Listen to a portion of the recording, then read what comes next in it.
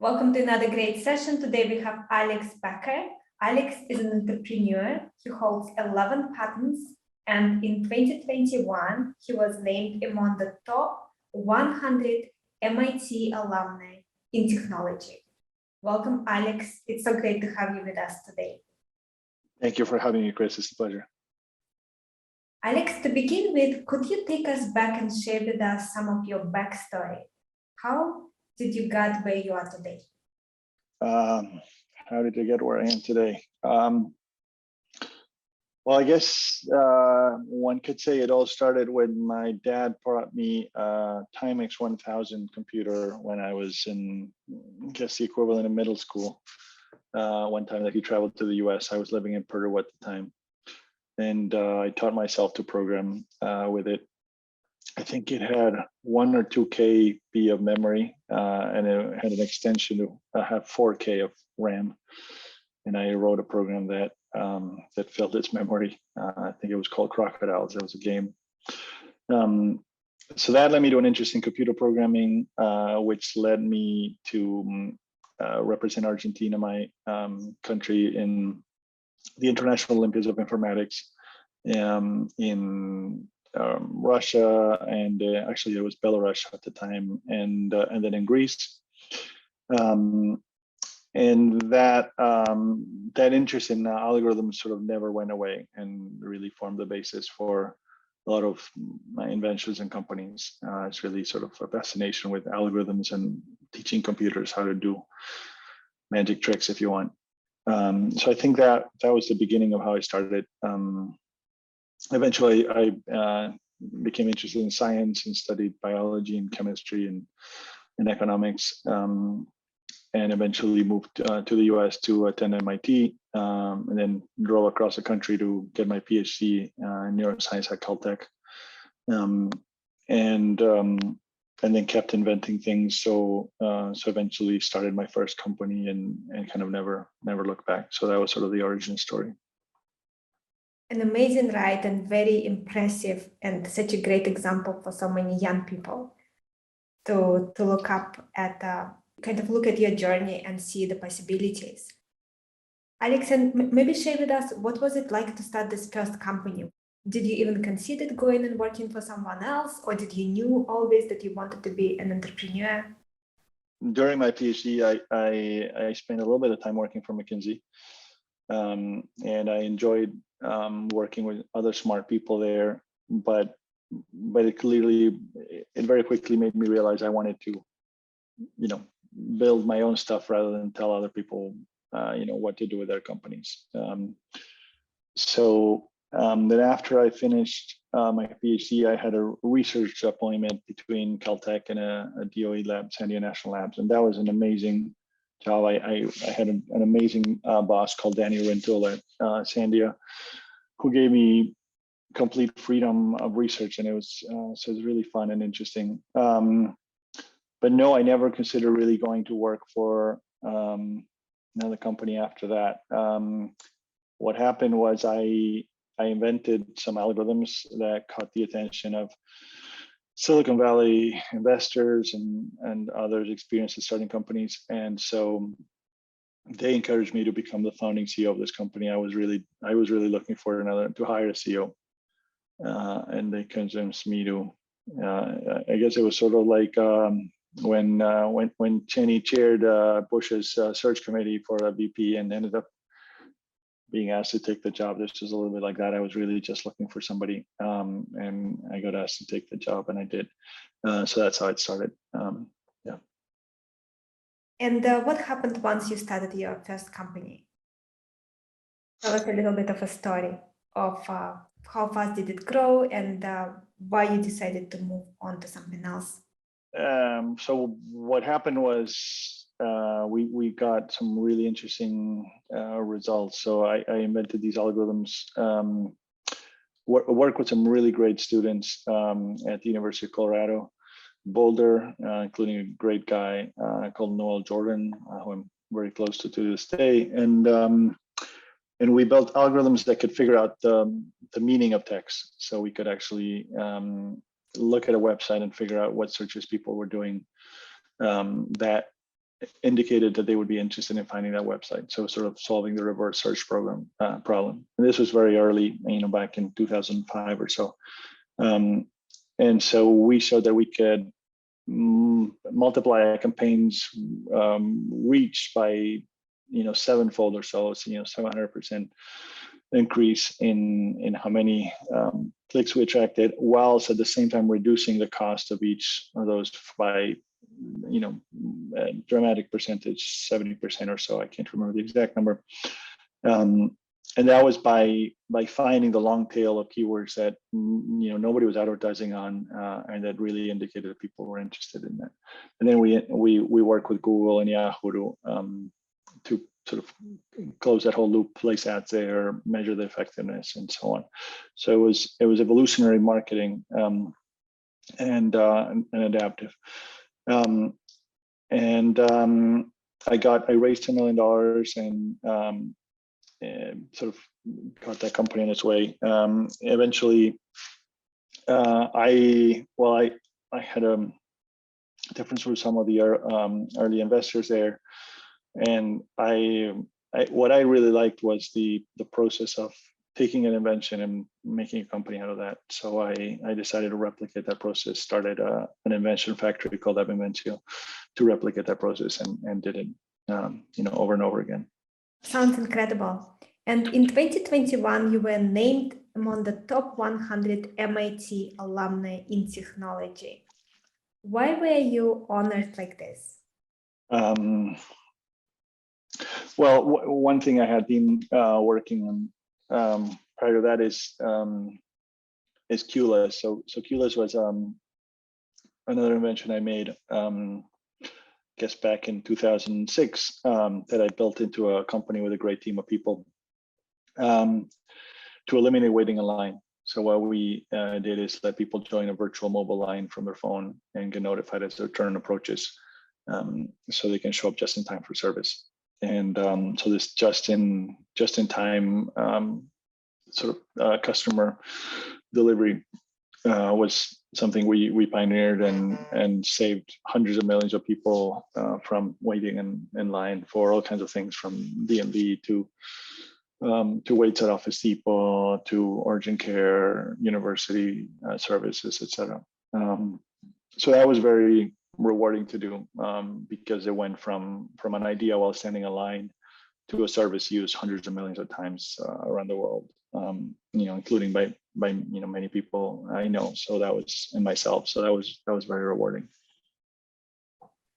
Alex, and in working on so many different ideas and starting those companies, what were some key realizations, aha moments you had, or learnings even, about how to find the right partners to start a business with?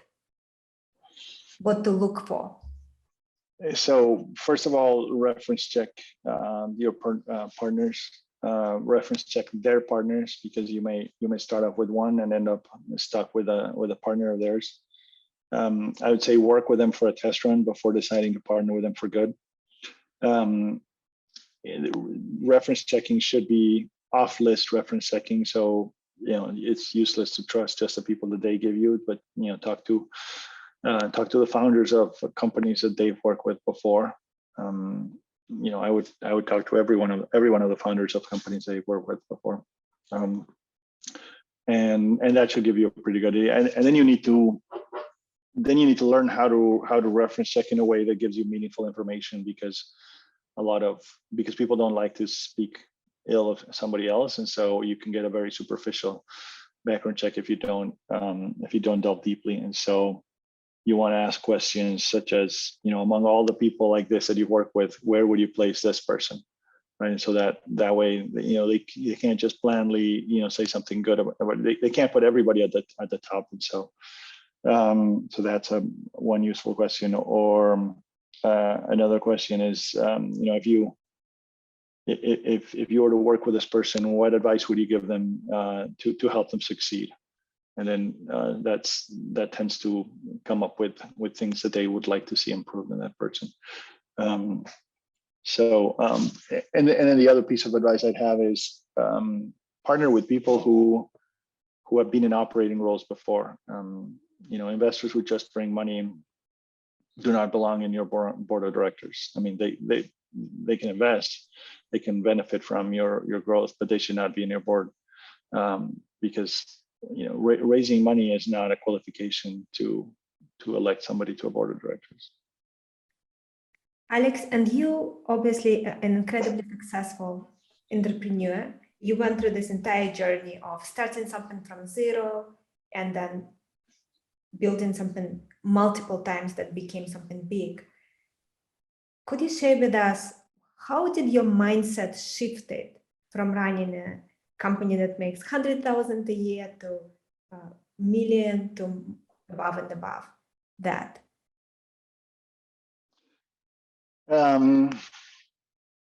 I think, as you grow, you put more emphasis in process, right? And processes and training to teach other people to do things in a replicable way.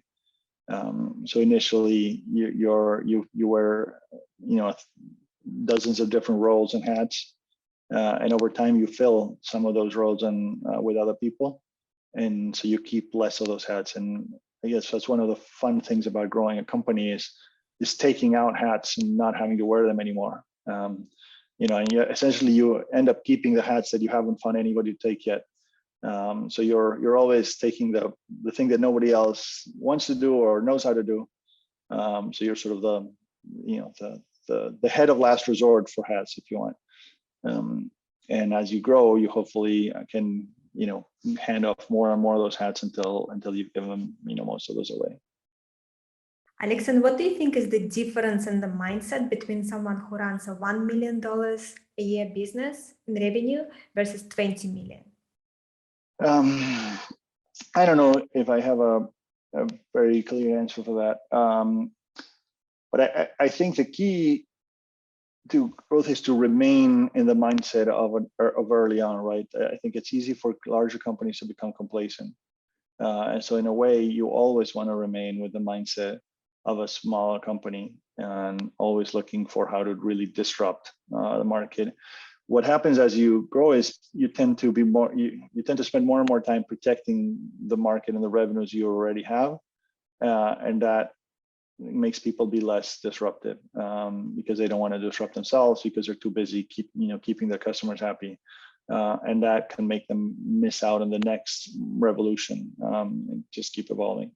So I would say that that in that sense you should try to minimize those differences to always stay hungry and looking for change and disruption. Alex, and in the last few years, what was maybe 2-3 aha moments, realizations that you had that really impacted the way you view the world, any of the businesses you are building, and just generally your life? Well, one has been, I think, the realization that the drones will change the world as we know it. That the whole vision we've long had of robots helping change the world will really come true with drones, rather than with robots that look like C3PO and R2D2. And so that led me to start my latest company, Drisit, which is a platform to let people fly a drone remotely from anywhere in the world, and for people to put their drones on the network to monetize them and let other people fly them. So bringing the shared economy to drones, coming from the realization that every person will benefit from having access to drones in many locations, and that it's not practical for each person to own drones in each of those locations. And that conversely, each drone, is not used by any one owner most of the time, and therefore there's plenty of opportunity for sharing and monetizing that time. So that's definitely been one of those realizations. Any other realizations you could share? I think that, to me, time is my most valuable asset. So, not a lot of the stuff that I've done and some of the stuff I'm doing relates to not wanting to waste time. So to making sure that people are able to spend their time wisely. So starting with the insight behind QLess of letting people wait anywhere and show up just in time for service, to other, there's other applications I'm working on in that general line of thought. I think is key. I just came back from Bali yesterday, and it was really interesting. At the airport in Indonesia, I saw something I had never seen, and I've been to 73 countries or so, which is they had chairs for people standing in line. So it wasn't as advanced as QLess, but at least they had the possibility of you sitting down while you waited, which I thought was really interesting. I had never seen that before. So in general, I think that businesses who respect their customers' time will thrive. Another realization of relevance to the pandemic that I had very early in the pandemic, I think around April of 2020, was the fact that this pandemic is really a pandemic of vitamin D deficiency. That people who are not vitamin D deficient fare much better with COVID-19, and that the best thing we could do to protect people was to make sure they were not vitamin D deficient, either by making sure they have enough exposure to sunlight, or by giving them supplements of vitamin D. So that's something that to this day people are not don't realize enough, and millions of people have died unnecessarily because of this pandemic of insufficiency of vitamin D.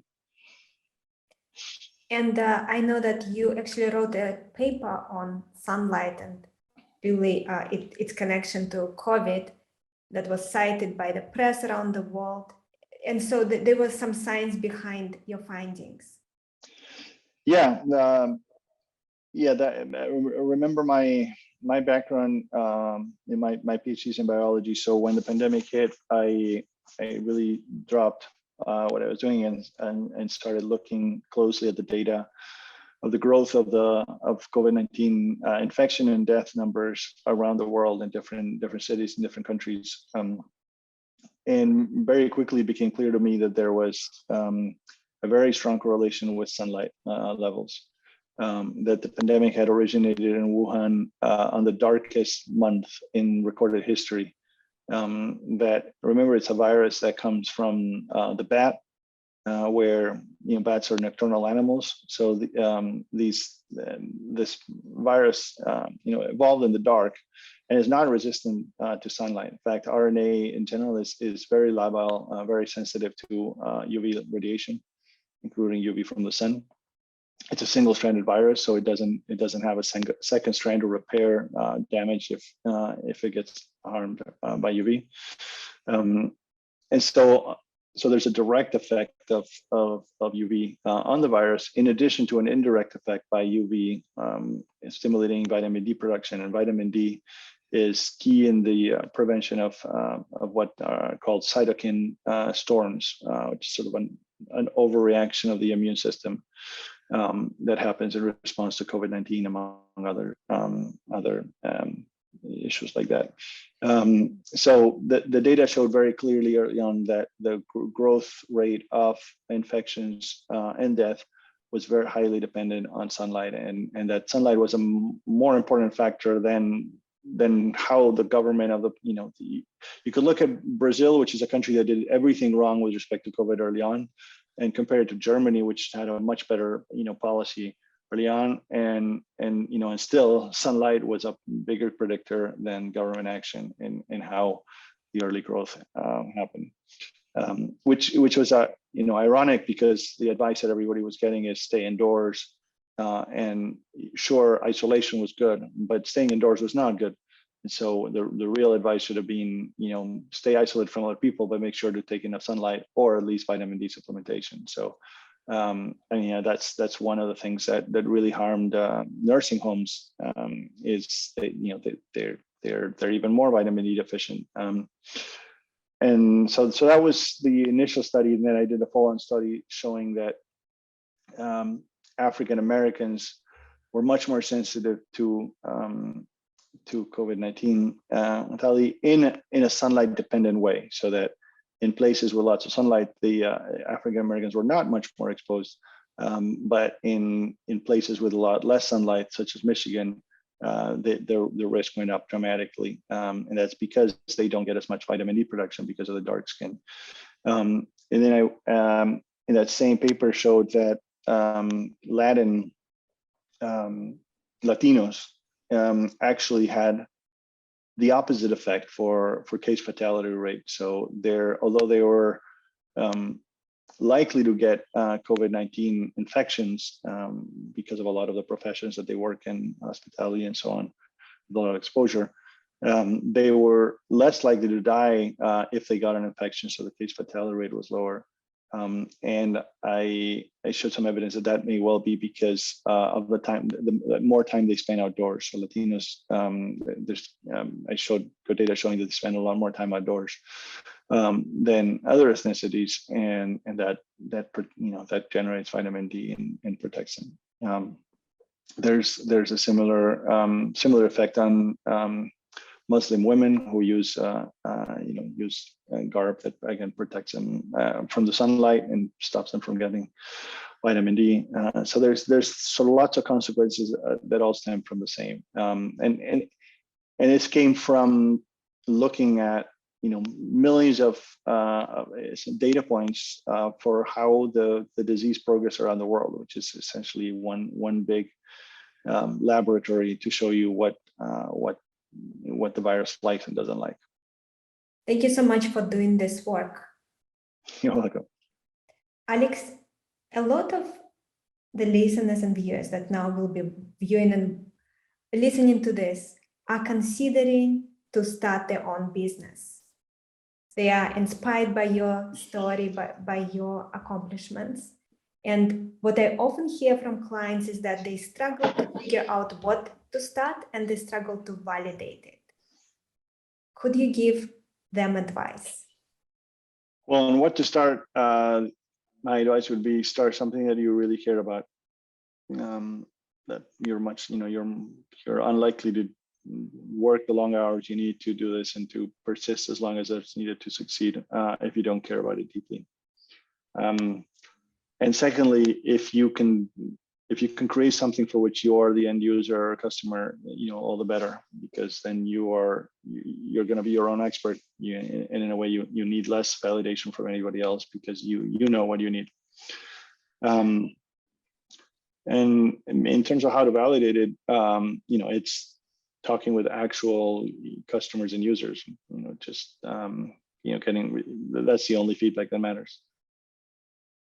And as you were building various companies, did you change your process of validation? Or do you not pay too much attention? You usually kind of know that it will be useful and you're not worried about validation. You can't rely too much on validation when you're doing something that's very innovative, because people are not going to be as visionary as a good entrepreneur.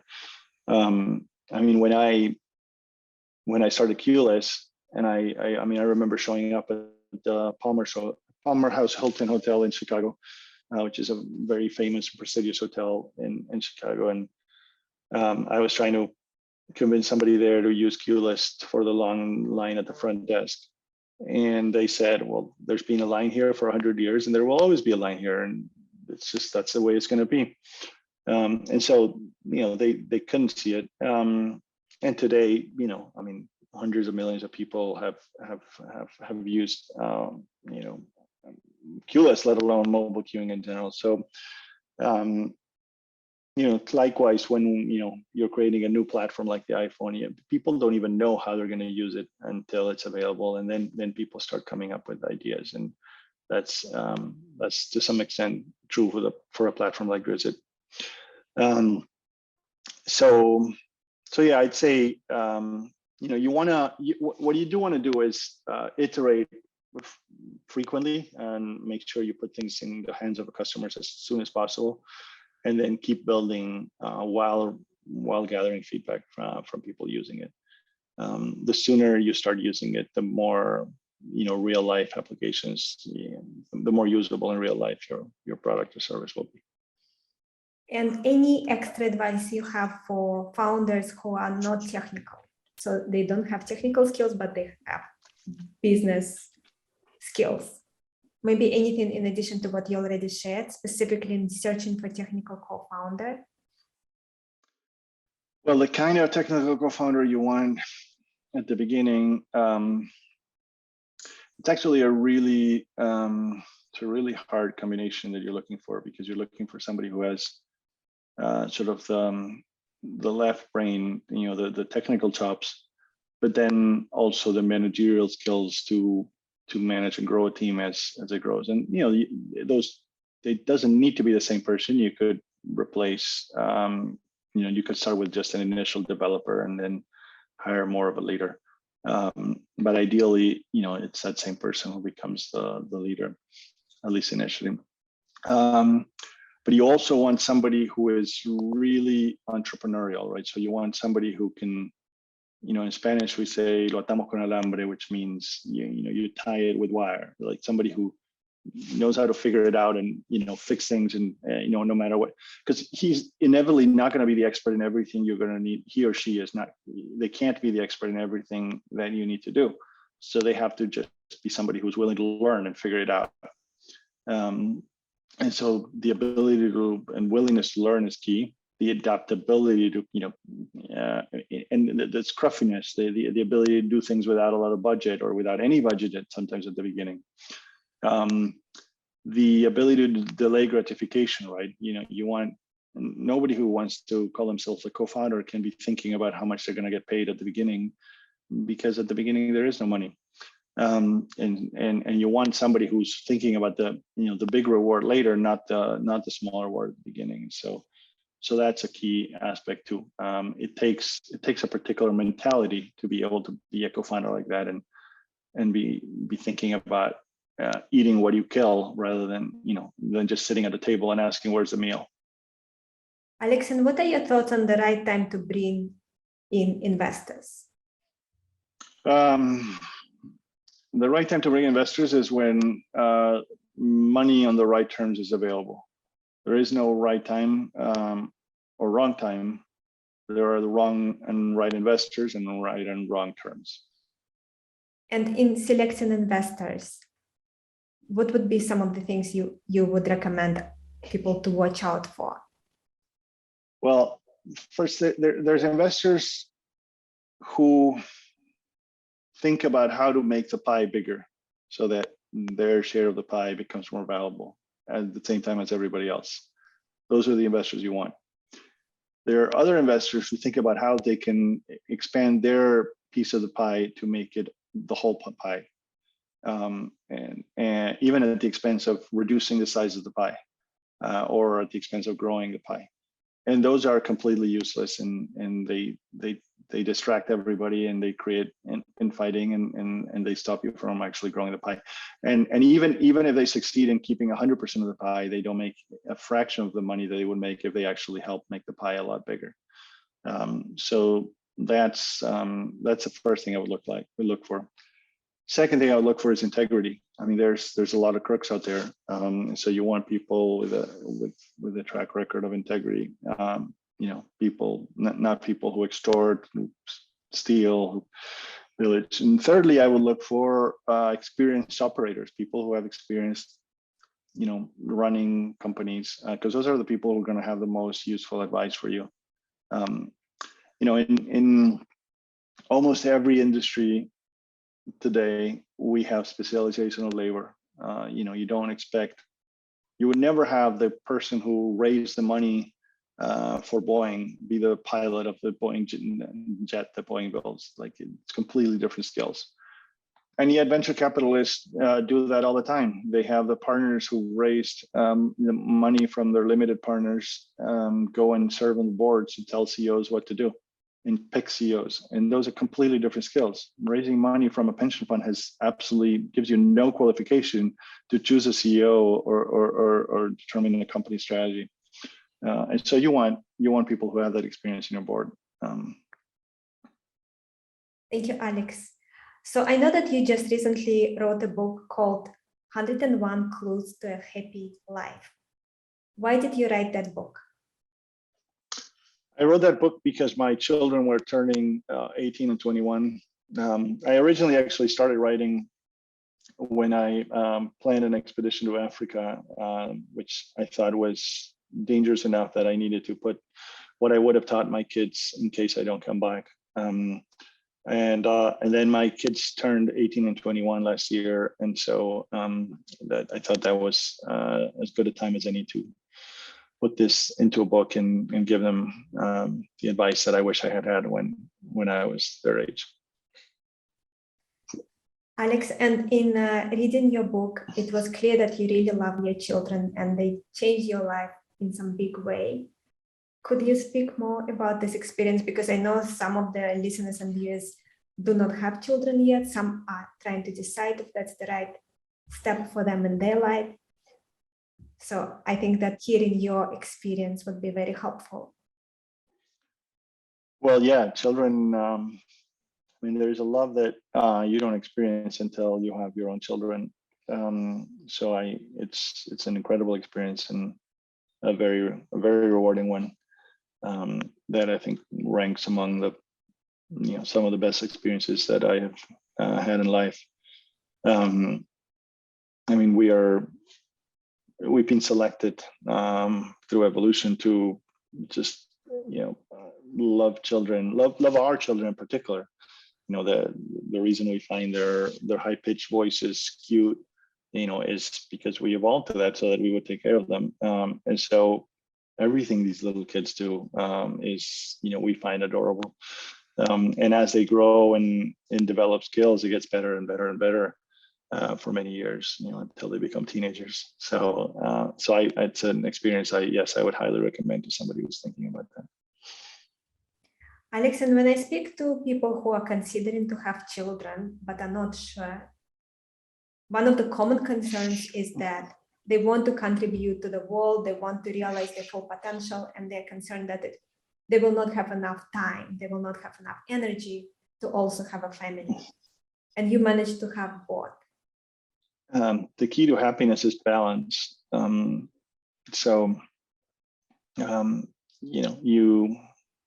There is time for doing both. Sure, kids take time. You're not productive if you're working 24/7. You need to sleep, you need to eat, and kids are one of those basic necessities of life. It's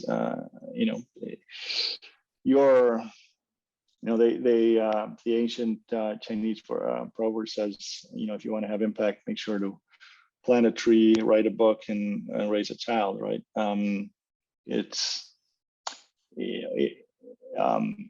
heard Barack Obama speak recently, and he said he thinks he's going to have more impact on the future by the people he's trained through his foundation than through what he did, in 8 years as president. So, if somebody who has reached one of the most impactful positions on the planet, which is to be president of the United States of America for 2 consecutive terms, thinks that even that impact it pales in comparison to the impact you can have in training others. And I don't think he's wrong, because there's a multiplicative effect of training others, right? And so children are like that too. So even if you just cared about impact, children are a way to have impact. I mean, if you really care about impact, you should have lots of children and create an army of people who can really have impact. And so that would be the impact driven way to think about it. Thank you, Alex. You covered a lot in your book, and I was wondering what would be the top things that will come to mind to answer a question. What are some of the key ingredients for a successful and happy life? Well, you're right. There's 101 clues in the book, so it is hard to summarize that into a few key. But let's see. I would say that starting with the topic or something close to the topic or related to the topic of children. a key one is sex. I think there's a pandemic going on, and it's not the one that everybody's talking about. There's a pandemic of insufficient sex. Americans, Brits, have ridiculously low amounts of sex and much less than they used to have, and that leads to lower happiness, or sure, and it leads to people being frustrated and venting anger. So I mean, I'm not even talking. I mean, I'm talking about even averages, right? So let alone people who are below the average. So that would be the first one: is make sure you have sex frequently enough. The second one, relates to children, and making sure that you not only have kids, but actually spend meaningful time with them. So for a decade, I coached my son's soccer team, and it was incredibly rewarding. And we eventually won the AYSO championship for our region, which is one of the largest in the country. And it was a super fun thing to do, and also bonded me closely with my child, but not only with my son. I would, for the longest time, run into kids who would say, "Hey, coach," and parents of those kids. So I think that's another one. And particularly, I'm guessing a lot of your viewers and listeners are cerebral people who perhaps, like me, were not the best at playing some sport growing up.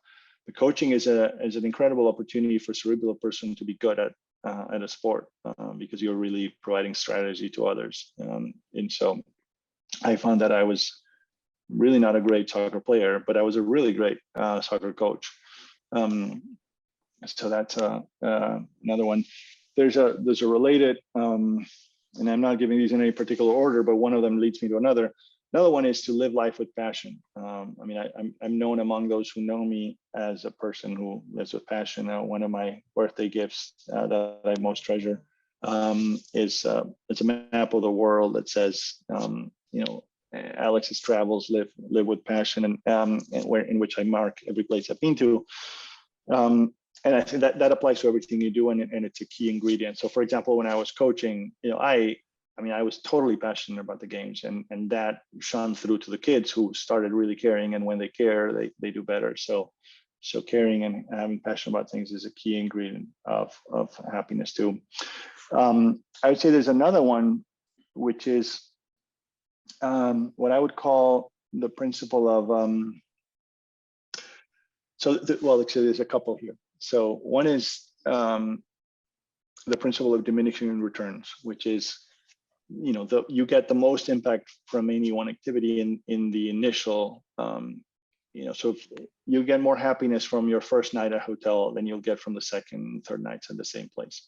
And so that can be used lots of times to get a lot of the impact. It's sort of the 80-20 rule, right? You can get 80% of the impact with 20% of the effort. And so you can use that to really sort of stretch your budget, whether it's in money or in time, to get a lot of happiness in return out of that. And there's another principle that I developed, which is sort of that of, if you want, engineer scarcity, which is to say, our brains are experts in detecting change. We don't detect constants. And so if you are going to derive happiness from something, you have to create change in order to, otherwise you just adapt to it. And so creating sort of this, intentional scarcity of something, if you have a wonderful home, leave your home for some time, and then you come back to it and you're like, oh, how I love home.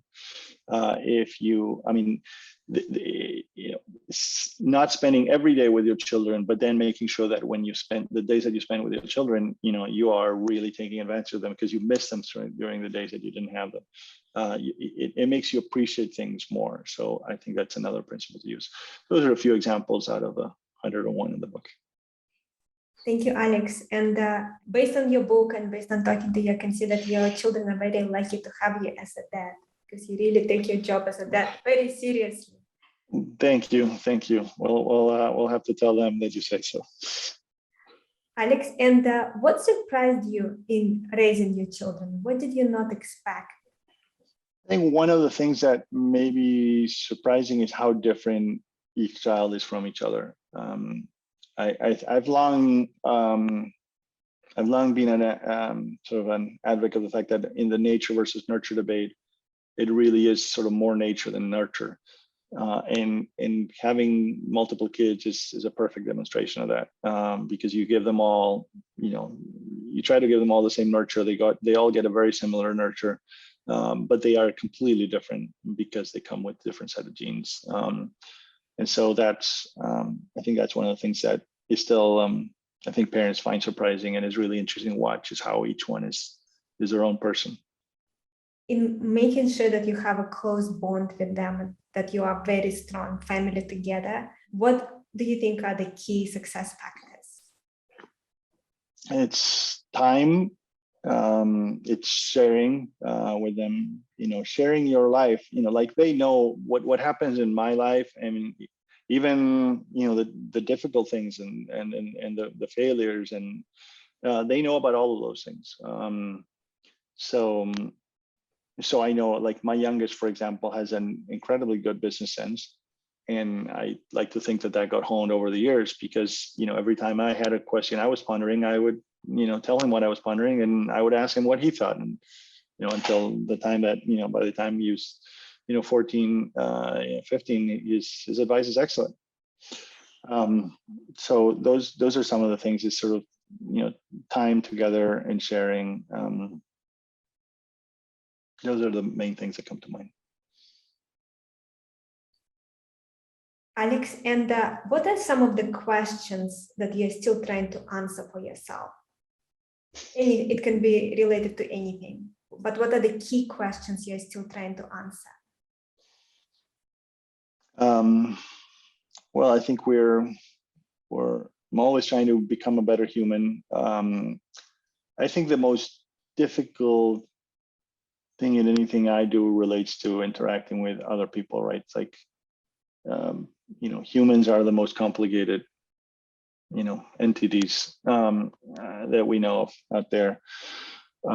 And so interacting with each person is a world, and we can always get better at that. One of the pieces of advice in my book is, write yourself an instruction manual for each person, each key person in your life. Learn how to deal with them effectively. Different people require different methods. People like to cite the so-called golden rule of treat others like you would like to be treated. That's a terrible rule. That comes from projection of assuming that other people want the same thing that you do, but they don't. The right rule is treat others the way that they would like to be treated. And so you have to learn how each person would like to get treated. That's a great advice. Alex, and if you could give yourself advice when you were 18 years old or 21 years old, when you were starting out, what that advice would be? That would be this book, 101 Clues to a Happy Life. That's exactly what I try to pour in there. Yeah, I think we covered a few of the key aspects. So pick your partners carefully is definitely a key one. I mean, I think you have a bunch of entrepreneurs in your audience. So a very key one there is, be very careful about constituting your board of directors and about how you structure your corporate structure. Those are key. So I have another book yet to be released, 25 blunders you can afford to make in the board of directors, and so that's a key thing to get right for entrepreneurs. Preserve, as an entrepreneur, you want to preserve control and make sure that people who understand the business and really care about it are in control of the business, and not people for whom this is A, something that they're not experts in, and B, one of a zillion things they care about. So those are some of the things that I would give to myself when I was starting out as an entrepreneur. Thank you, Alex. To make sure that our listeners and viewers don't just listen to it and forget everything that was mentioned today, I was wondering if you could share with us, what would you recommend are the practical steps our audience can take tomorrow morning at 8 a.m. to implement some of the advice you shared?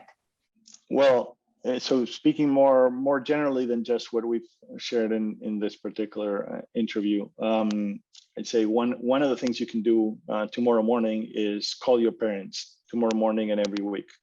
I mean, this is one of the things that I think is missing in the US compared to a lot of other societies, is that close family contact. I mean, it's like I mentioned, I just flew back from Bali last night, and I was driving today and seeing the homeless encampments here in Los Angeles, and it really is incredible to see one of the richest societies on earth have so many people who are so left behind and on their own. I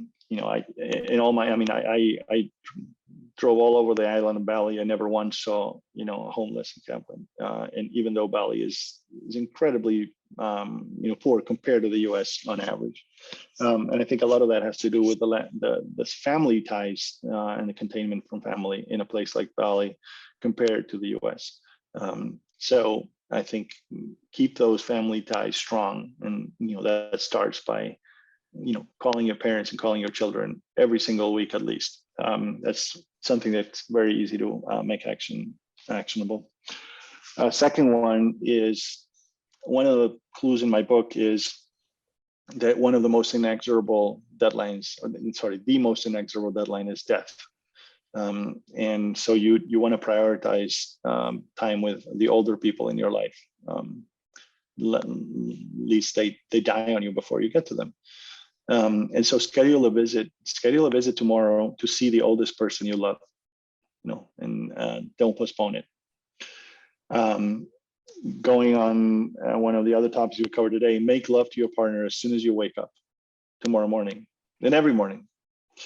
Give the book 101 Clues to a Happy Life to 3 people who could use it the most. That starts paying it forward. The book is available already on audiobook on Amazon, and it will be available in other versions soon, or you can sign up to be notified upon release at 101clues.com. That's 101clues.com. And I could give you a couple more. If you like to travel, and you want to get additional funds for that, put your home up for rental on VRBO and Booking.com, LoveHomeSwap.com, Airbnb, and make money while you travel. People say I don't have the money to travel. You could be traveling all the time and make money, because it's actually cheaper to live in a place like Bali than it is to live in the US. And so it's really not difficult to travel for free if you do that. So those are a few actionable things that people can do tomorrow morning at 8 a.m. Thank you, Alex. What are a few books that you found instrumental for your growth as a professional and human? I first of all, I like to read biographies. I'm reading now one of Alexander Graham Bell. I've read Walter Isaacson's one of Steve Jobs. I've read Walter Isaacson's one about Albert Einstein, who was a second cousin of my great grandfather. So I'd say biographies of great people are definitely on the top list. I enjoyed The Singularity is Near by Ray Kurzweil, to really hone in on the point about exponential processes and exponential growth. There's books I've loved that are not instrumental in any practical way, but that are amazing books. I love Herman Wouk, Winds of War, War and Remembrance. I've those are a few of the first ones that come to mind. But there's lots of great books out there. Thank you, Alex. This is a great place to end this session. Before we do that, do you have anything else you would like to add or share?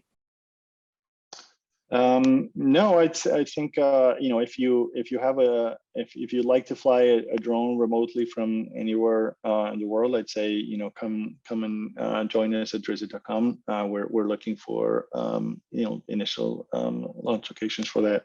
And then send me feedback on the book at 101clues.com, and maybe send me clues that should be included in the next edition. Thank you, Alex. So great to have you with us today. Really appreciate all your advice that you shared. Thank you, Chris. Thanks for having me.